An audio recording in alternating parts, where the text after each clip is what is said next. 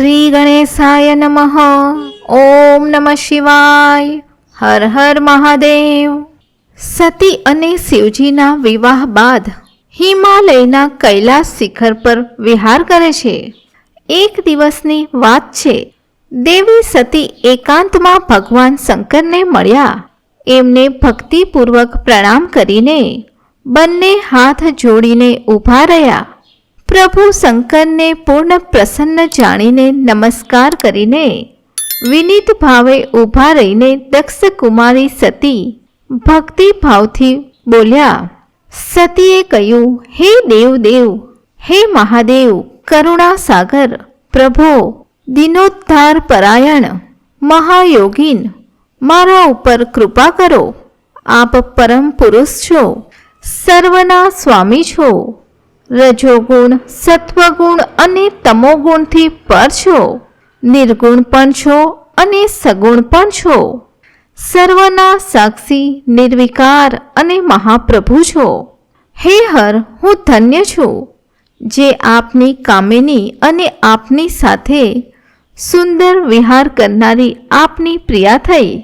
હે સ્વામીન, આપ સ્વયંની ભક્ત વત્સલાથી પ્રેરિત થઈને મારા પતિ થયા છો. હે નાથ, મેં બહુ વર્ષો સુધી આપની સાથે વિહાર કર્યો છે. હે મહેશાન, હું એથી બહુ જ સંતુષ્ટ થઈ છું અને હવે મારું મન ત્યાંથી ઉઠી ગયું છે.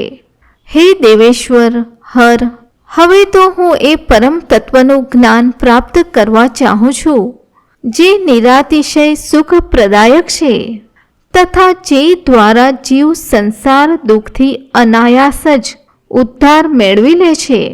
હે નાથ, જે કર્મનું અનુષ્ઠાન કરીને વિષયી જીવ પણ પરમ પદને પ્રાપ્ત કરી લે છે અને સંસાર બંધનમાં બંધાતો નથી, એ મને આપ બતાવો અને મારા ઉપર કૃપા કરો.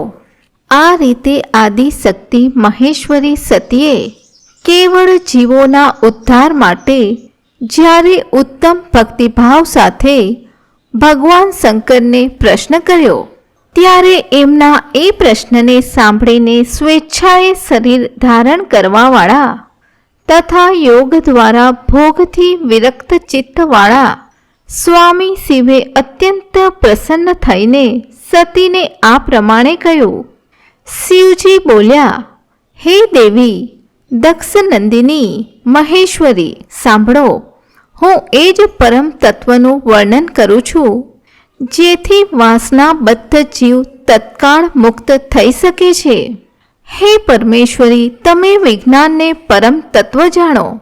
વિજ્ઞાન એ છે કે જેના ઉદય થવાથી હું બ્રહ્મ છું એવો દ્રઢ નિશ્ચય થઈ જાય છે.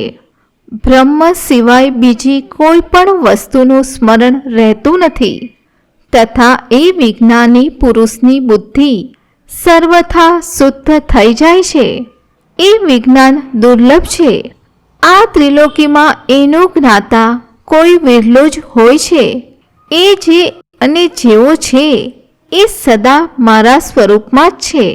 સાક્ષાત પરાત્પર બ્રહ્મ છે. એ વિજ્ઞાનની માતા છે. મારી ભક્તિ જે ભોગ અને મોક્ષરૂપ ફળ પ્રદાન કરવાવાળી છે તે મારી કૃપાથી સુલભ થાય છે. ભક્તિ 9 પ્રકારની બતાવાય છે. ભક્તિ અને જ્ઞાનમાં કોઈ ભેદ નથી. ભક્ત અને જ્ઞાની બંનેને જ સદા સુખ પ્રાપ્ત થાય છે. જે ભક્તિનો વિરોધી છે એને જ્ઞાનની પ્રાપ્તિ થતી નથી. હે દેવી, હું સદા ભક્તને આધીન રહું છું અને ભક્તિના પ્રભાવથી નીતિહીન અથવા નીચ મનુષ્યોના ઘરોમાં પણ ચાલ્યો જાઉં છું. એમાં કોઈ સંશય નથી. ભક્તિ 2 પ્રકારની છે, સગુણા અને નિર્ગુણા. જે શાસ્ત્ર વિધિથી પ્રેરિત અને સ્વાભાવિક હૃદયના સહજ અનુરાગથી પ્રેરિત ભક્તિ હોય છે તે શ્રેષ્ઠ ભક્તિ છે. એથી ભિન્ન જે કામના દ્વારા ભક્તિ થાય છે તે નિમ્ન કોટિની ભક્તિ મનાય છે. પૂર્વોક્ત સગુણા અને નિર્ગુણા આ બંને પ્રકારની ભક્તિ નૈષ્ઠિકી અને અનૈષ્ઠિકી એવા ભેદથી 2 પ્રકારની છે. નૈષ્ઠિકી ભક્તિ 6 પ્રકારની છે. અનૈષ્ઠિકી ભક્તિ એક જ પ્રકારની કહેવાય છે.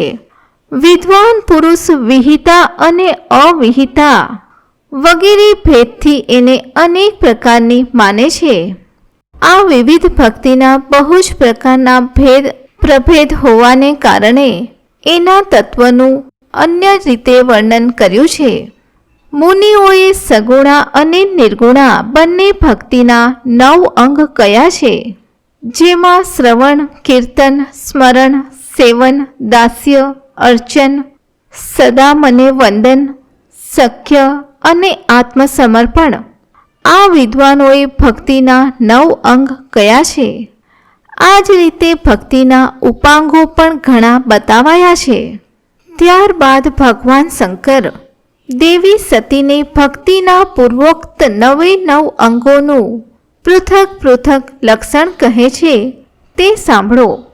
આ 9 લક્ષણ ભોગ તથા મોક્ષ પ્રદાયક છે, જે સ્થિર આસનથી બેસીને તન, મન વગેરેથી ભગવાન શિવનું કથા, કીર્તન વગેરેનું નિત્ય સન્માન કરતા કરતા પ્રસન્નતાપૂર્વક પોતાના કાનને એના અમૃતોપમ રસનું પાન કરીને ભરી દે છે. એટલે કે એવા સાધનને શ્રવણ કહેવાય છે.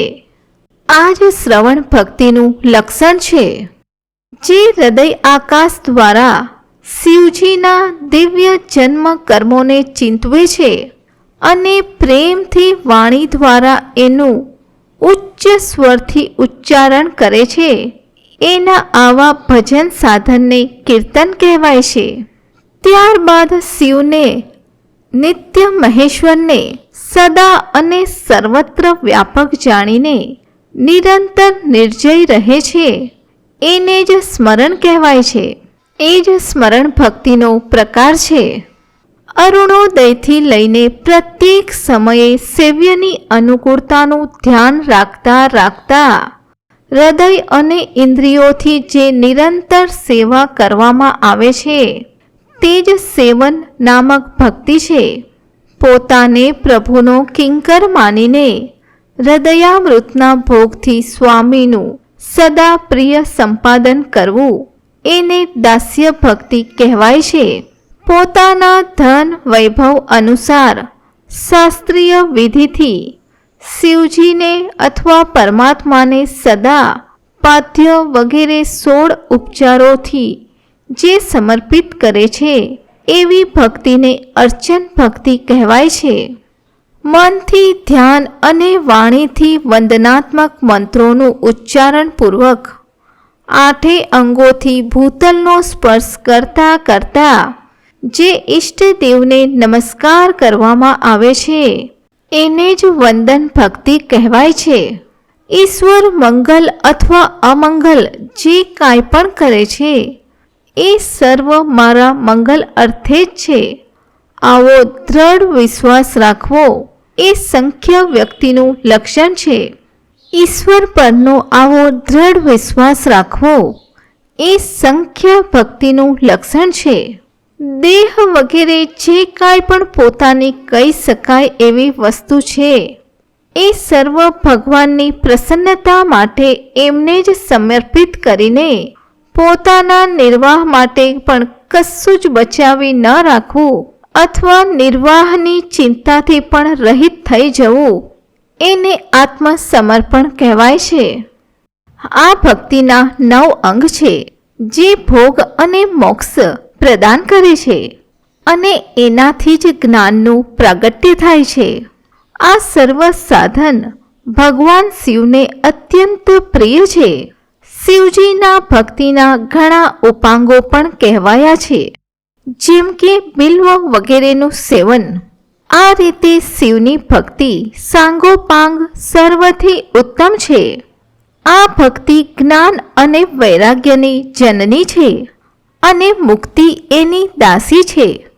આ સદા સર્વ સાધનોની ઉપર બિરાજમાન છે અને આ જ ભક્તિ દ્વારા સંપૂર્ણ કર્મોના ફળની પ્રાપ્તિ થાય છે. આ ભક્તિ શિવજીને સદાને માટે માતા સતીની સમાન જ પ્રિય છે. જેના ચિત્તમાં નિરંતર નિત્ય આ ભક્તિ નિવાસ કરે છે એ સાધક શિવજીને અત્યંત પ્રિય એટલે કે વહાલો લાગે છે. ત્રણેય લોકોમાં ચારેય યુગોમાં ભક્તિની સમાન બીજો કોઈ સુખદાયક માર્ગ નથી. કલિયુગમાં તો આ વિશેષ સુખદ અને સુવિધાજનક છે. કળિયુગમાં ઘણું કરીને જ્ઞાન અને વૈરાગ્યનો કોઈ ગ્રાહક નથી. તેથી એ બંને વૃદ્ધ ઉત્સાહ શૂન્ય અને જર્જર થઈ ગયા છે. પરંતુ ભક્તિ કળિયુગમાં તથા અન્ય સર્વ યુગોમાં પણ પ્રત્યક્ષ ફળ દેનારી છે. ભગવાન શિવ સદા ભક્તિના વશમાં રહે છે, એમાં કોઈ સંશય નથી. સંસારમાં જે ભક્તિમય પુરુષ છે એને સદા સહાયતા કરે છે અને પ્રભુ એના સર્વ વિઘ્નો દૂર હટાવે છે. અને એ ભક્તનો જે શત્રુ હોય તેને શિવજી દંડ આપે છે અને શત્રુઓને સજા ફટકારે છે, એમાં પણ કોઈ સંશય નથી. ભગવાન શિવ સદા ભક્તોના રક્ષક છે.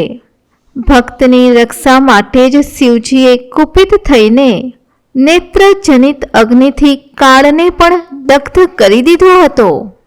ભક્તને માટે શિવજીએ પૂર્વકાળમાં સૂર્ય પર પણ અત્યંત ક્રોધ બતાવ્યો હતો અને શૂલ લઈને એમને મારી ભગાવ્યા હતા. ભક્તને માટે શિવજીએ સૈન્ય સહિત રાવણને પણ ક્રોધપૂર્વક છોડી દીધો હતો અને એનો ક્યારેય પક્ષપાત કર્યો નહીં. આમ શિવજી સદાય ભક્તોને આધીન રહે છે અને ભક્તિ કરનાર પુરુષના અત્યંત વશમાં થઈ જાય છે. આ રીતે ભક્તનું મહત્વ સાંભળીને દક્ષ કન્યા સતીને બહુ જ હર્ષ થયો અને એમણે અત્યંત પ્રસન્નતાપૂર્વક ભગવાન શિવને પ્રણામ કર્યા. ત્યારબાદ સતી દેવીએ પુનઃ ભક્તિકાંડ વિષયક શાસ્ત્રના વિષયમાં ભક્તિપૂર્વક શિવજીને પૂછ્યું અને જિજ્ઞાસા કરી કે જે લોકમાં સુખદાયક તથા જીવોના ઉદ્ધારના સાધનોનો પ્રતિપાદક છે એ શાસ્ત્ર કયા છે. એમણે યંત્ર મંત્ર શાસ્ત્ર, એમનું મહાત્મ્ય તથા અન્ય જીવોદ્ધારક ધર્મમય સાધનોના વિષયમાં વિશેષ રૂપે જાણવાની ઈચ્છા પ્રગટ કરી. સતીના આ પ્રશ્નથી શંકરજીના મનમાં બહુ જ પ્રસન્નતા થઈ. શિવજીએ જીવોના ઉદ્ધાર માટે સર્વ શાસ્ત્રોનું પ્રેમપૂર્વક વર્ણન કર્યું. મહેશ્વરે પાંચેય અંગો સહિત તંત્રશાસ્ત્ર, યંત્રશાસ્ત્ર તથા ભિન્ન ભિન્ન દેવેશ્વરોના મહિમાનું વર્ણન કર્યું. ઇતિહાસ કથા સહિત દેવતાઓનો ભક્તોનો મહિમા, વર્ણાશ્રમ ધર્મોનું તથા રાજધર્મોનું પણ નિરૂપણ કર્યું. પુત્ર અને સ્ત્રીના ધર્મનો મહિમા, ક્યારેય નષ્ટ ન થનાર વર્ણાશ્રમ ધર્મનો અને જીવોને સુખપ્રદાયક વૈદક શાસ્ત્ર તથા જ્યોતિષ શાસ્ત્રનું પણ વર્ણન કર્યું. તેમજ શિવજીએ કૃપા કરીને ઉત્તમ સામુદ્રિક શાસ્ત્રનું તથા બીજા પણ ઘણા શાસ્ત્રોનું તત્વતઃ વર્ણન કર્યું. આ રીતે લોકોપકારક કરવા માટે સદ્ગુણ સંપન્ન શરીર ધારણ કરવાવાળા ત્રિલોકના સુખદાયક અને સર્વજ્ઞ સતી અને શિવ હિમાલયના કૈલાસ શિખર પર તથા અન્યોન્ય સ્થાનોમાં વિવિધ પ્રકારની લીલા કરતા હતા. સતી અને શિવ એ સાક્ષાત પરબ્રહ્મ સ્વરૂપ છે. ઓમ અંબિકાનાથાય નમઃ. ઓમ શિવાપ્રિયાય નમઃ. ઓમ કૈલાસવાસિને નમઃ.